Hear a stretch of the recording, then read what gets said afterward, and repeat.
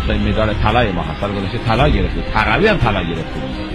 رضا یزدانی ان شاءالله بتونه انتقام بشه که میره برای دست پای دست کارش رو میکنه. این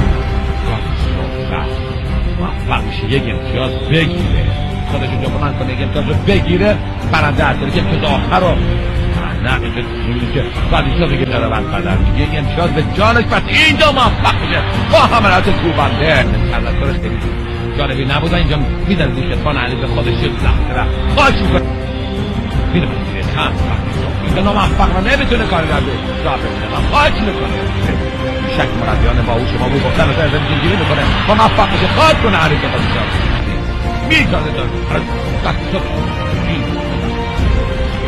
ده هست رقلی تو برای زنگیری اقدام بکنی یه زنگیری از قدیم صحبت سعی میکنه پایگاهی تو باید چک خارج کنه رضا دور میزنه و اینجا میرسه که خواهد کنه در باقی ثانیه یه امتیاز رو دور میده.